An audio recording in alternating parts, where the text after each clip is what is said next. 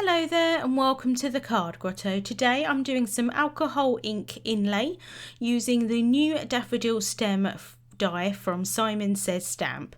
So I'm going to start off by grabbing my alcohol inks here, and I'm going to take some of the yellow tones and then a bit more of a peachy tone, and then I only have two greens, so I'm grabbing the two different greens. They are quite a bit different from each other, and then I'm also grabbing more of a kind of aqua-y green tone, a green toned aqua.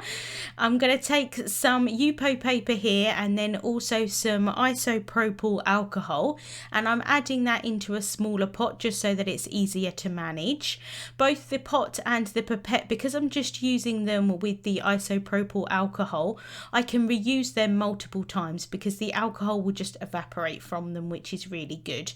So I've added a layer of the isopropyl alcohol on top of the Yupo paper, and I'm adding in the lightest colour of the yellows here, and this is the lemonade colour, which is the Tim Holtz alcohol ink range, and I'm using a spritzer here. This is the distress marker spritzer. I know that Ranger are coming out with one specifically for alcohol inks, but that's not available in the UK yet, and I've been using this one for years and actually it works really well.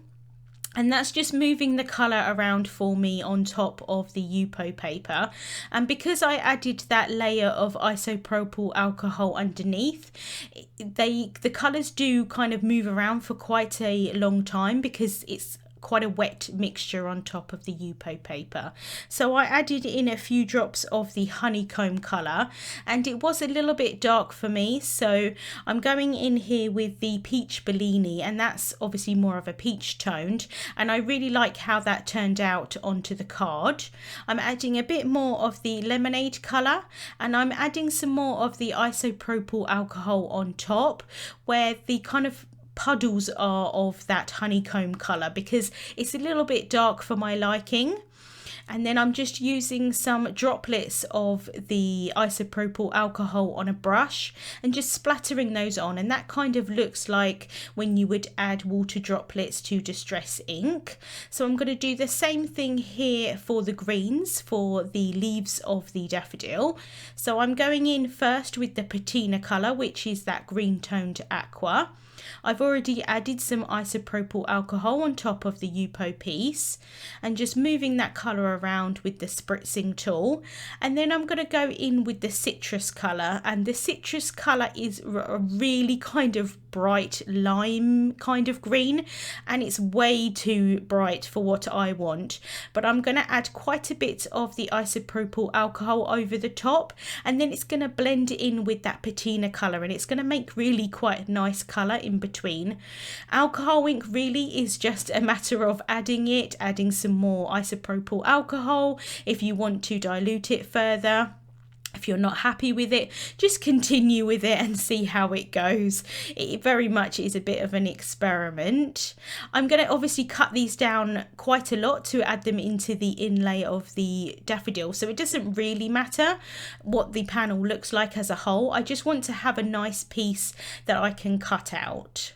So just adding a few more droplets of that isopropyl alcohol on this one. For this one, I just added some smaller droplets. I made sure that the piece was dry before I added those droplets on, so you get a bit less of a reaction.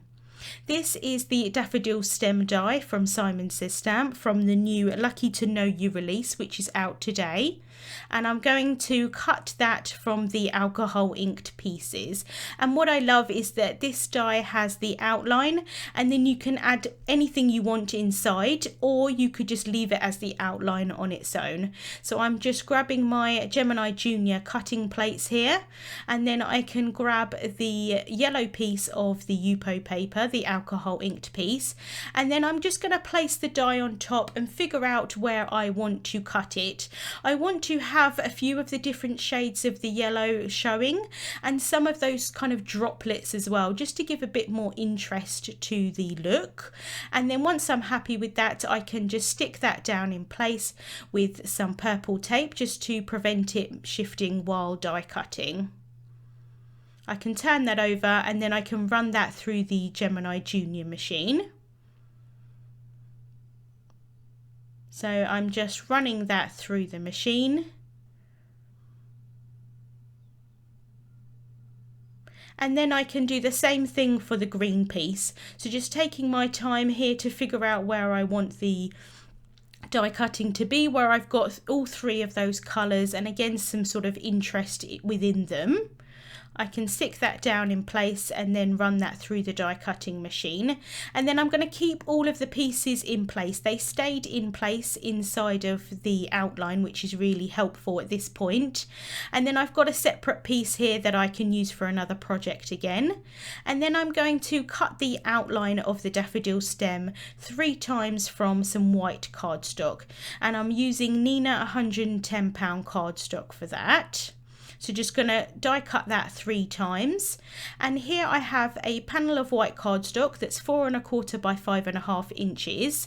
And I'm just figuring out where I want the daffodil to be. It looked quite nice in the middle, but I did a card recently for the latest tonic release and I really liked the layout of that. So I'm going to do the same thing for this card. I'm grabbing the Tailored Expressions rectangle masking stencils, and these are really great because it leaves a border around the outside for this particular one, with it being a rectangle, and you can do some ink blending on the inside and that border isn't going to have any ink on it, which I really like. You could just mask that off with masking tape, but it's quite nice to have that already ready to go with the stencil. So I'm going to do some distress inking in the inside. I'm grabbing some yellow distress inks here. In the end I ended up just using the one colour pretty much, but I grabbed 3 because I wasn't sure exactly where I was going to go with it. I'm using an ink blending brush here and I'm using the Squeezed Lemonade colour, but I find out that halfway through using this I didn't really like it. I felt that it was a bit too bright in tone to go alongside the alcohol ink piece that I'm going to do for the inside of the daffodil. So I didn't really like it, but I go over it with the scattered straw.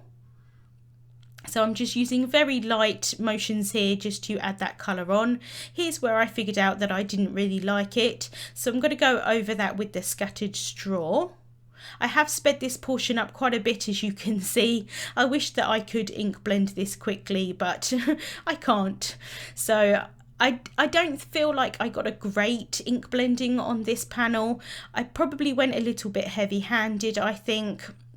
Although the colour is quite light, I don't love it, but I think it worked out okay in the end. I think some days it's like colouring. Some days you're better at colouring than others. Some days you're better at ink blending than others.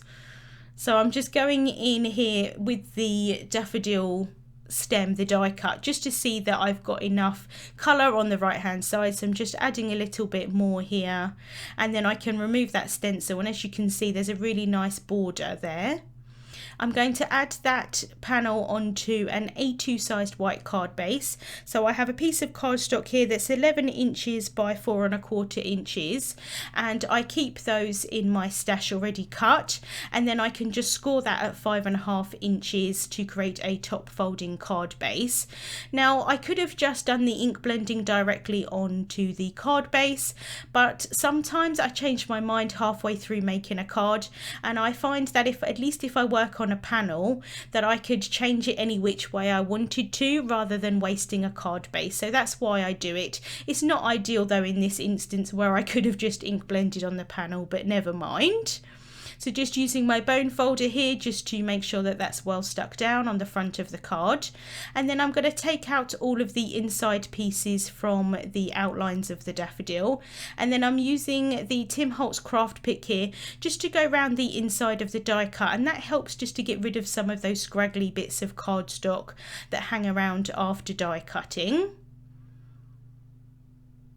And then ideally I would have added sticker adhesive onto the back of these pieces while I was die cutting, but I've completely run out.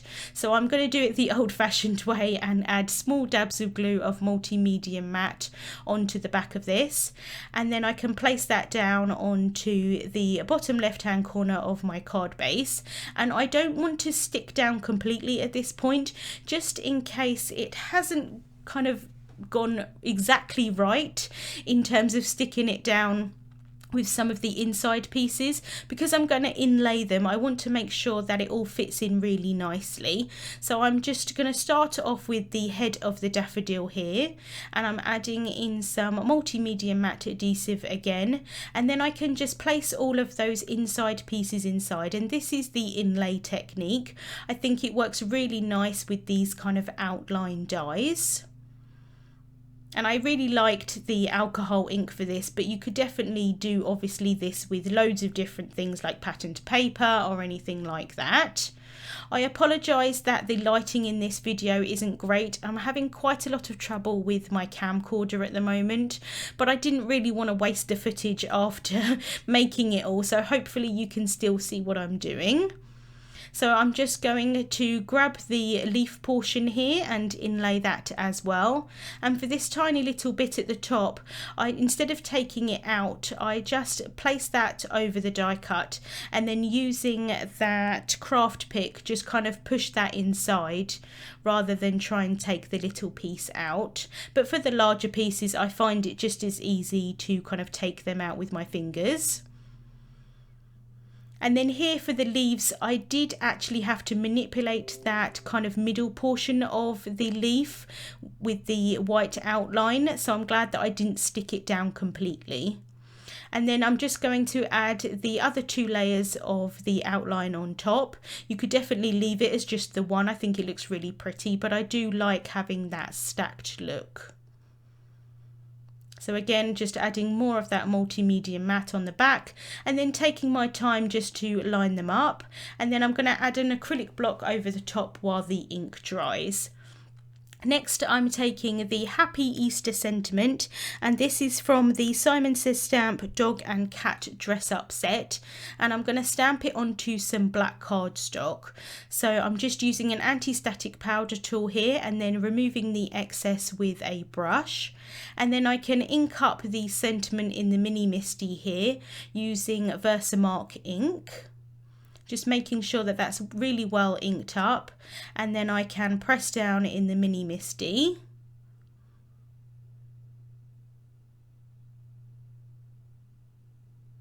And then I'm going to grab a coffee filter here and then apply some detail white embossing powder. I really love detail white embossing powder for sentiments in particular. So just adding that on, tapping off the excess, and then I'm going to grab a paintbrush just to remove any excess powder. And then I can heat set that until it's completely melted, and then I'm going to cut that out with a sentiment die. I'm just using a Swiffer cloth here just to remove any of the excess powder, and then grabbing the second largest of the sentiment labels from Simon Says Stamp, and I'm going to die cut that out. And I'm using the Gemini Mini here. I really love this little machine. I got this at Christmas and I really love it, especially for smaller things like sentiments. And then I can cut the 2 edges of that sentiment strip down using my mini guillotine. And then I'm going to add that onto the card, and I want it to be the same height as the die cutting. And because that's 3 layers tall, I don't want to add any more foam tape onto where that's going to overlap, but I'm adding some foam tape just on where it doesn't overlap, and it's going to stick directly onto the card base. So I've just stuck that down, and then I'm going to finish off by adding a few Lucy's jewels, and these are the ice cube ones. I really like just that they're clear, so it just adds a little bit of embellishment without sort of being too in your face, I suppose. So once I've figured out where those are going to be, I'm just using some multimedia matte glue and just sticking them down using the Marvy jewel picker.